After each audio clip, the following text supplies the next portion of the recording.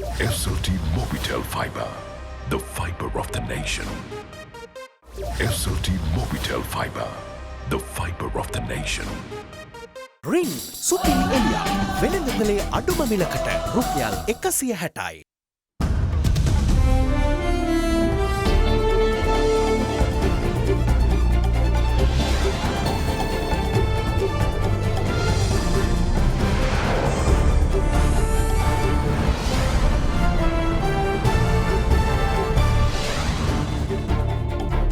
Tonight, assessment underway. The EU delegation to review the GSP Plus concession meets a host of opposition factions and the Justice Minister. Lifting restrictions, the final decision on the curfew lift on Friday. Complicated. More assurances on child vaccination safety amid a state minister's doubts. Around 500 vaccine doses have been given. We are not observing any significant side effects. A twist.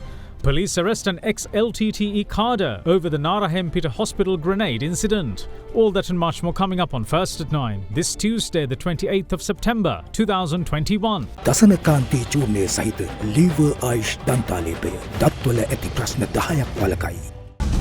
From AdaDerana, this is AdaDerana First at 9. Live from Studio 24 in Colombo. Good evening and welcome to First at 9. I'm Dhamik Ekanai.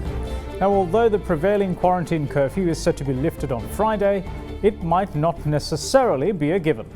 Chief of the National Operations Centre for the Prevention of COVID-19 said that the final decision will be given over the next 2 days. At the Cabinet media briefing, however, it was said the final decision will come on Friday itself. With the country's health system getting a grip over the island's pandemic situation, government is mulling the reopening of the country by lifting the ongoing quarantine curfew. ඉදිරි දින දෙක ඇතුළතදී සතිගරු ජනාධිපතිතුමා විසින් තවදුරටත් October වල පළවෙනිදාන් පස්සේ විවෘත කළ යුතුද රට නැත්නම් තවදුරටත් පවත්වාගෙන යන තීරණය ඊළඟ දින දෙක තුලදී අනිවාර්යයෙන්ම දැනුම් දීමට කටයුතු කරන ලබනවා. ඒ නිසා සෞඛ්‍ය අධ්‍යක්ෂක ජෙනරාල්වරයාට මේ වනිතත් උපදෙස් ලබා දීලා තිබෙනවා. ඒ ලබා දිය යුතු උපදෙස් මාලාව සකස් කර ගැනීමට. Cabinet co-spokesperson Dr. Ramesh Patirana is also hopeful that the country will be able to reopen for business given the improving pandemic situation. His views come in the backdrop of UNP leader Ranil Wickremesinghe alleging that the curfew was motivated by the objective to keep fuel consumption down as the country struggled to pay for its import. October පළවෙනි දිනය මීට පෙර අතිගරු ජනාධිපතිතුමන් සති දෙකකට පෙර Covid රැස්වීමේදී සඳහන් කළ ආකාරයට රටේ වෛද්‍යවරුන්ගේත් මතය වුණේ මෙම රෝගයට ගොදුරු වන සහ රෝගෙන් සංකෘලතාවයන්ට ගොදුරු වන වයස 30ට වැඩි ජනගහනයේ සියලු දෙනා දෙවන මාත්‍රාව ලබාගෙන සති දෙකක් ගත වීමෙන් පසුව දේහයන් තුළ සාධනීය ප්‍රතිශක්තියක් වර්ධනය වන බැවින් මේ මාසයේ අවසානයේදී රට විවෘත කිරීමට හැකිය කියන විද්‍යාත්මක දත්තයන් මත පදනම් වෙලා තමයි මේ තීන්දුවට එළඹිලා තිබෙන්නේ. ඒක දැනට නිශ්චිත වශයෙන්ම මේ තීන්දුව ප්‍රකාශයට පත්වෙන්නේ සිකුරාදා පැවැත්වෙන කොවිඩ් මර්ධනය පිළිබඳ කාර්යසාධක බලකාය රැස් වුණාට පස්සේ දැනට තිබෙන තත්ත්වයන් යටතේ රට තුල රෝගීන්ගේ පැහැදිලි අඩුවීමක් තිබෙනවා. මරණ ප්‍රමාණය අඩු වෙමින් තිබෙනවා. ඔක්සිජන් මත යැපෙන රෝගීන් අඩු වෙමින් තිබෙනවා. ඒ කියන්නේ අපි විශ්වාස කරනවා අපි තම බලාපොරොත්තු සහගත වෙන්නේ ඔක්තෝබර් මාසයෙන් පසුව නව යුගයකට ශ්‍රී ලංකාවට පිය නගන්න පුළුවන් වෙයි කියලා. Meanwhile, medical expert Professor Arjuna De Silva is of the view that if the country is to be reopened, a system should be put in place to reduce the overcrowding in public transport. Pointing out that since the public transport did not operate during the curfew, it played a key role in arresting the pandemic situation. In the meantime, errant public behaviour continues as authorities crack down on bus drivers operating without valid curfew passes. Vaccination of children is totally safe, contrary to what State Minister Dr. Sudarshini Fernandes said yesterday. The areas which had high vaccination of expectant mothers are now reaping its benefits. And the rapid PCR testing facility of the Bandaranaike International Airport has not shut up shop.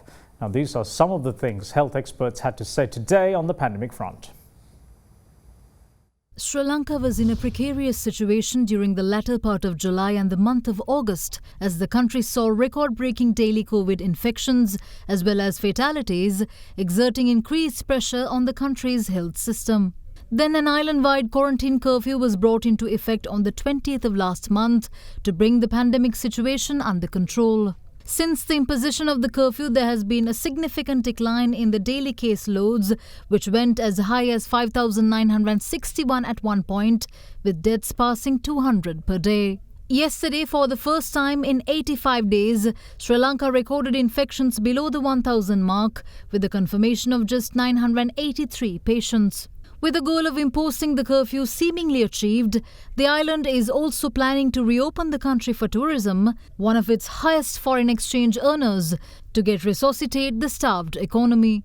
To that end, a rapid PCR testing facility was declared open at the Bandaranaike International Airport. The country's biggest PCR testing facility enables inbound travellers to get their test results within 2 to 3 hours. However, reports emerged yesterday that the BIA has halted operations at the facility, citing technical mishaps. They were, however, disputed by Deputy Director General of Education and Research at the Ministry of Health, Dr. Hemantha Herath, who clarified that the facility is doing test runs and it is very much in operation. Yet, he was yet again forced to address the same concerns today, following claims that there had been irregularities in the testing process. This has been officially declared open, and at present the services are being provided. However, we have been informed that from time to time small adjustments need to be made. That is what I meant yesterday by telling that they are still doing test runs, but the activities are carried out as per the required standards. However, you all have now pointed out that there had been incidents where the test results have been released beyond the guidelines or something, but so far the Ministry of Health has not received any complaints or information as such, because we inquired that, and therefore we want to emphasize the fact that at the moment we have not found something irregular is happening. However, if you have any details, let us know so that we can draw the attention of the required authorities to correct any of the deficiencies, if at all there is anything to be rectified. Dr. Herath also touched on the safety aspect of releasing people arriving from abroad into the community. We will be monitoring the situation, and we will ensure that there will be safe arrival of passengers and released into the community without any adverse problems that you are mentioning, for which the Health Ministry has an airport health office, and we will not allow such things happening in this process. Meanwhile, the Minister of Health said today that all passengers arriving at the BIA who are fully vaccinated and have a negative PCR test result at the time of departure will not need an on-arrival PCR test starting from the 1st of October. In the meantime, child vaccinations continues to be a bit of a quandary, especially with State Minister of COVID Disease Control Dr. Sudarshini Fernandopille saying yesterday that the COVID vaccine might pose a greater threat to children than the virus itself. Her claim comes at a time when the United States and several other countries in the West have already started vaccinating children above the age of 12. The State Minister's comments were brought up at today's Cabinet media briefing as well. ශ්‍රී ලංකාවේ ළමා රෝග පිළිබඳ විශේෂඥ වෛද්‍යවරුන් ඇතුළු සියලුම දෙනා ලෝක සෞඛ්‍ය සංවිධානයේ මාර්ගෝපදේශයන්ට අනුකූලව තමයි එන්නත්කරණය පිළිබඳ නිර්දේශ රජයට ලබා දෙන්නේ. මයෝකාඩයිටිස් තත්ත්වය පිළිබඳව ලෝකේ වාර්තා වෙච්ච ඉතාම අල්ප සංඛ්‍යාව හා සැසඳීමේදී සහ එන්නතෙන් තිබෙන ආරක්ෂාකාරී ප්‍රතිඵල සැලකල්ලට ගැනීමෙන් පසුව ලෝක සෞඛ්‍ය සංවිධානයත් නිර්දේශ කළ තුරු එන්නත ලබා දීම සුදුසුයි කියලා. ඒ නිසා ලෝකේ රටවල් රාශියක දැනටත් තෝරාගත් දරුවන් වෙනුවෙන් එන්නත්කරණය සිදු කරමින් තිබෙනවා. මේ මාර්ගෝපදේශ සියල්ල හරහා තමයි ශ්‍රී ලංකාවෙත් එම තීන්දුව අරගෙන තිබෙන්නේ. Further assurance also came from the Sri Lanka College of Pediatricians as they spoke on the ongoing vaccination of 12 to 19 age group with comorbidities.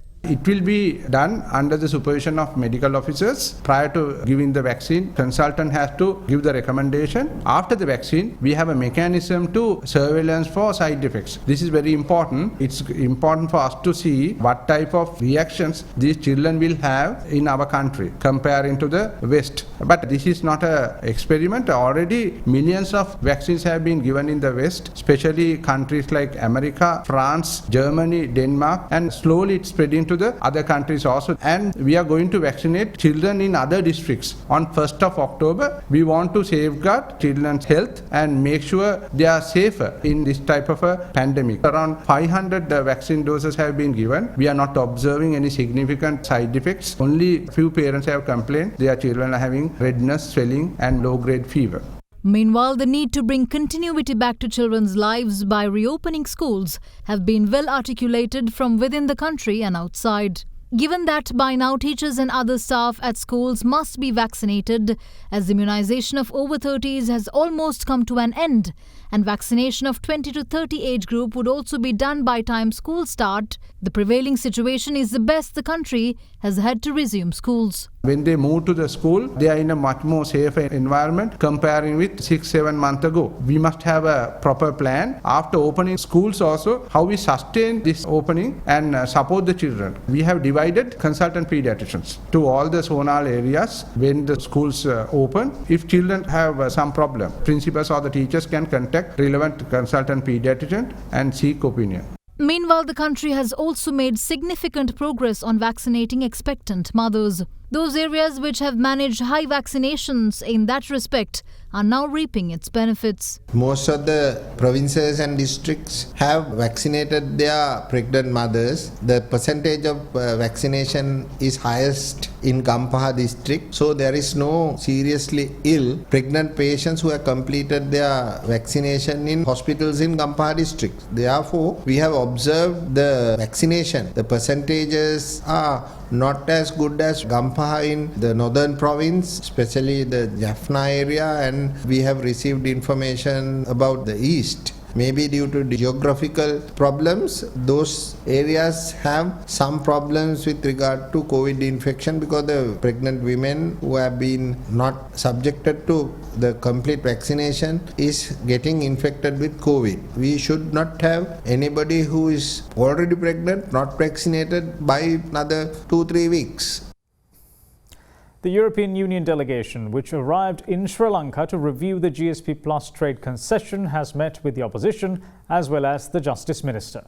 During talks with Minister Ali Sabri, the delegation had expressed optimism over the country's current situation and had assured that Sri Lanka will be considered for future trade concessions as well. A resolution was adopted by the European Parliament in June urging the European Commission to consider temporary withdrawal of the GSP Plus concession given to Sri Lanka. The resolution raised concerns over what it termed deep concern over Sri Lanka's alarming path towards the recurrence of grave human rights violations, which goes hand in hand with the statement made by UN Human Rights Commissioner Michelle Bachelet during the 48th session of the UN Human Rights Commission.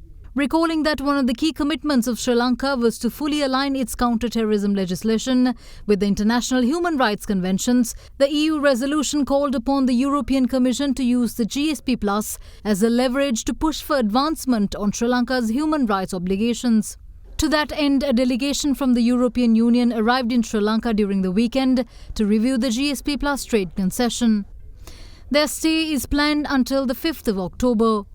Starting their mission, the delegation met with the leader of the Sri Lanka Muslim Congress, parliamentarian Rauf Hakim, at the party headquarters today. යුරෝපයානු සංගමේ දූත පිරිස අප හමුවීමට ඇවිත් විශේෂයෙන්ම අපේ විමසා සිටියේ මේ හදිසි නීතිය අවභාවිතා කිරීම පිළිබඳව අපට තියෙන අදහස් ඒ වගේම ත්‍රස්තවාදයේ වැළැක්වීමේ පනත භාවිතා කරමින් විරුද්ධවාදීන් දඩයන් කිරීමේ ක්‍රියාදාමයේ වැනි චෝදනාවල් පිළිබඳව අපේ අදහස් අපි පළ කර සිටියා නීතිඥ හිජාස් හෙස්බුල්ලා වැනි මානව අයිතිවාසිකම් වෙනුවෙන් පෙනී සිටින නීතිඥවරු දැන් අවුරුදු එකහමාරකට වඩා කාලයක් දිගටම අත්අඩංගුවේ තබා ගැනීම GSP plus සහනය දැන් අපේ රටට අහිමි වෙයිද අපිත් එවැනි දෙයක් කළ යුතු කියන බලපෑමක් කිරීමට ඉදිරිපත් වෙන්නේ නැහැ. Later, they had an audience with leader of the opposition, Sajith Premadasa. The delegation then moved to hold talks with Minister of Justice, Ali Sabri. Releasing a statement on the meeting, the ministry said that the EU officials had a positive response over the country's current situation and the progress made in terms of the government's program. The EU representatives have stated that Sri Lanka will be considered for all possible concessions in the future. Big 3. Now, there was another twist to the incident where a grenade was found from a private hospital in Narahempita 2 weeks ago. Police arrested another suspect today who is said to have given the grenade to the first suspect. What's more, he's a rehabilitated ex-LTTE cadre. On the 14th, the grenade was found from a toilet at a prominent private hospital in Narahempita. The pin of the grenade had been removed and the grenade was attached to a mosquito repellent coil, setting it up to explode. The first suspect to be arrested pertaining to the incident confessed that he placed the explosive at the hospital with the intention of collecting a reward after informing of the grenade to the police. He said that he found the grenade while being on a renovation job at a ministerial residence along the Vijayarama Mawatha in Colombo. However, the investigations conducted by the State Intelligence Service and the Colombo Crime Division have uncovered another fact. They have found that another individual had exploited this poverty-stricken person to set off a bomb. Probes had identified an individual who had given the initial suspect the grenade. Officers of the Colombo Crime Division and the SIS launched an operation in the area of Uppuveli in Trincomalee in search of the second suspect, while also keeping the first suspect in custody. The operation had yielded desired results with the arrest of a 40-year-old who is a rehabilitated ex-LTTE cadre. Investigations have uncovered that the suspect had served in the Imran Pandian regiment of the LTTE, which was under the direct supervision of terrorist leader Velupillai Prabhakaran. The suspect who had placed the grenade at the hospital has said that the individual who gave him the explosive had taken him to a shrubbery near a kovil and taught him how to set off the grenade. Further, the training had lasted 6 days, during which various information had been passed with photographs of various firearms also shown to the first suspect. Today he showed the location where the training was given. In any case, an investigation is underway to ascertain whether the grenade was given to the first suspect by the individual arrested today or whether the explosive device was found from a minister's residence as originally claimed. In other local stories, the government has decided to cancel the Gazette notification on maximum retail prices on rice. Following this decision, the rice mill owners today welcomed the move and announced the new retail prices of rice. Meanwhile, in order to counter any rice shortages in the market, the Cabinet has also decided to import 100,000 metric tons of rice as a buffer stock. On the 2nd of September, the Consumer Affairs Authority issued an extraordinary Gazette notification which certified maximum retail prices for rice. The move was taken by the CAA to address the inflated prices which prevailed in the market. According to the Gazette, the maximum retail price of white and red raw rice was set at 95 rupees per kilo, while 98 rupees per kilo was set for white and red nadu. Further, 103 rupees per kilo was set for white and red raw samba and 125 rupees per kilo for kiri samba. However, with what the government called an artificial shortage being created since early September in the market, the Commissioner General of Essential Services raided rice mills in an effort to release hoarded stocks as per the power vested upon him. But the shortage continued, with traders saying that enough rice is not released to the market by millers. With that being the case, the Cabinet last evening decided to do away with the Gazette, which stipulates maximum retail prices for rice. සහල් හිඟය වෙනුවෙන් ගනු ලැබූ ප්‍රධාන තීන්දුව අතරේ එකක් තමයි හාල් මිල පාලනයෙන් රජය ඉවත් වීම සඳහා ගනු ලැබූ තීරණය.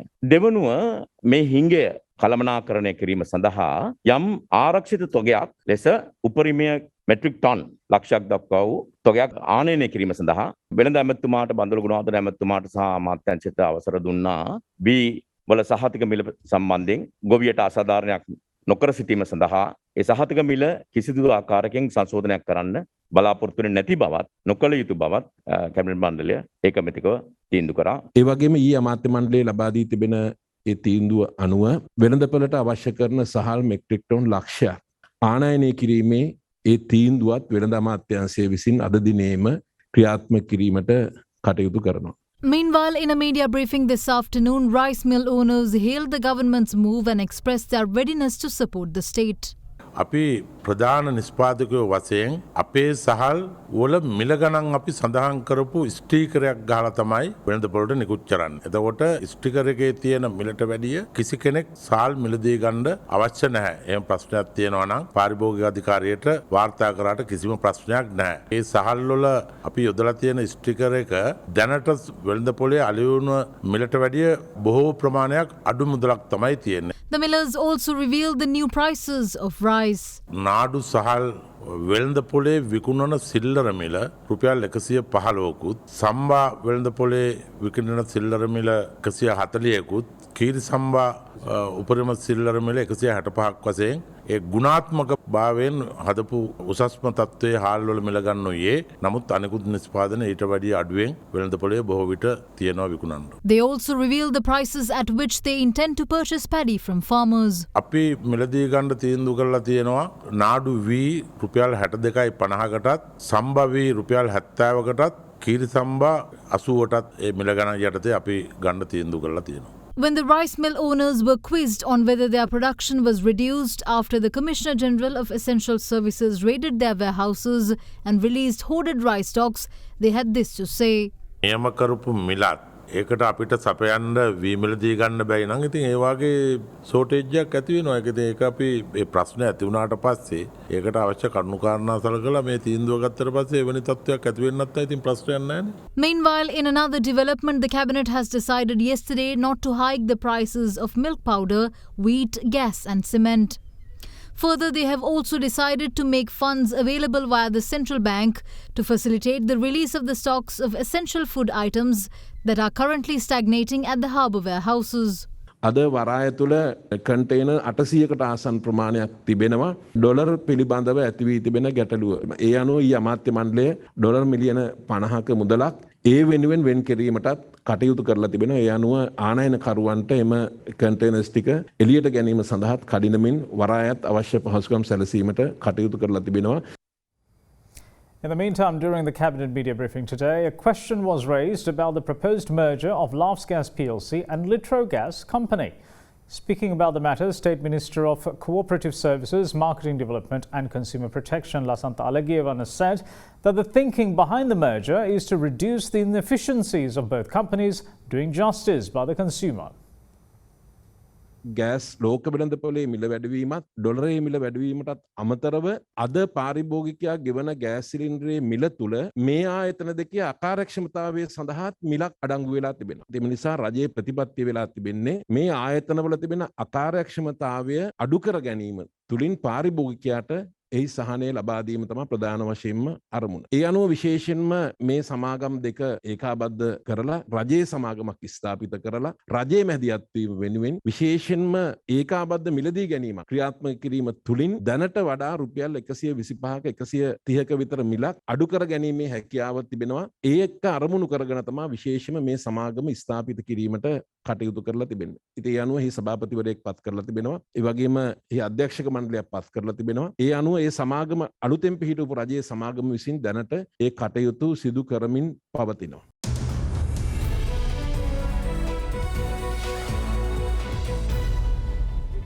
Welcome back. This is First at 9.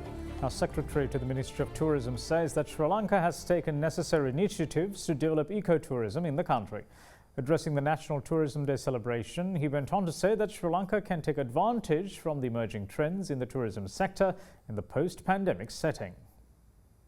The National Tourism Day celebration in line with the World Tourism Day was worked off yesterday in Haputale under the patronage of Minister of Tourism Prasanna Ranatunga. The rebound in international tourism post-COVID is hopefully coming soon, with so many people being vaccinated around the world. We should not expect business as usual. We are likely to see much higher demand for tourism with focus on sustainability and connection with nature, local communities, culture, food and music, travel that is positively impacting the host community and the host country. As EU in Sri Lanka, we are working at different levels to help rebuilding a resilient, sustainable and inclusive tourism sector, leaving no one behind. In partnership with UNDP, we are developing a roadmap for a resilient tourism sector that will improve policies and capacities at national and provincial level. We are also providing incentives for entrepreneurs and small businesses in the sector to help them bounce back after the pandemic, while also improving skills for young people and women.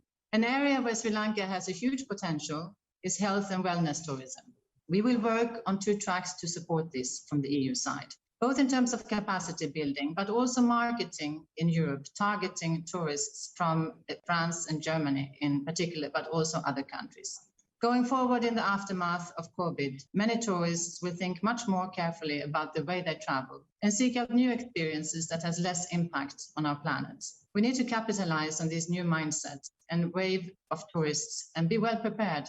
COVID-19 has sort of hit the pause button for tourism and provides an opportunity for us to think and plan for the type of tourism that we want to take forward into the future. Inclusive growth means economic growth that creates employment opportunities and helps in reducing poverty. It includes providing equality of opportunity, empowering people through education and skill development. Inclusive growth is economic growth that is distributed fairly across society and creates opportunities for all. As we begin to rebuild tourism in 2022, it's important to consider not just the economic, social, and environmental impacts of tourism overall, but also to examine which groups benefit and how those benefits can be targeted in an inclusive way. According to the current world tourism trends, well-educated, health-conscious, and socially and environmentally conscious individuals will be the industry new premium consumers in the years to come. Accordingly, it can be expected that there will be a high demand for destination with hygienic, high natural and cultural heritage. Sri Lanka being a destination with a large variety of cultural and natural attractions located in a small geographical area can take advantage of emerging tourism trend. Sri Lanka will benefit immensely from targeting niche market and aiming to attract high-yield tourists from high-spending segments. If tourism strategies can be appropriately positioned within an eco-friendly framework, it will play an imperative role in inclusive growth and development. Over the years, indirect employment has been higher than direct employment generated by the tourism industry. Every 100 jobs created in the tourism sector creates 140 jobs in the supply sector. Sri Lanka has already taken initiatives to develop eco-tourism policies and strategies. Now taking a look at the Colombo Bulls, the all-share price index gained 69.63 points to end at 9,339.28, while the S&P SL 20 index of more liquid stocks ended at 3,444.06 after gaining 27.94 points. Market turnover was 6.6 billion rupees. Now here's Dimantha Mathi with a brief report on today's market performance. So today we saw the market moving up for the fifth consecutive day. We are seeing the index up by 69 points during the day to reach 9,339 points. So in addition to that, we saw the S&P SL 20 also moving up by around 37 points. Overall, the transportation sector is leading the way with 2.2 billion rupees of turnover out of the 6.6 billion of turnover recorded during the day. In addition to that, we are seeing capital goods sector improving from the yesterday's values. However, the next biggest run was from the diversified financial sector. So a number of illiquid counters were also involved there, had a significant buying interest coming in those counters, with some having corporate announcements as well.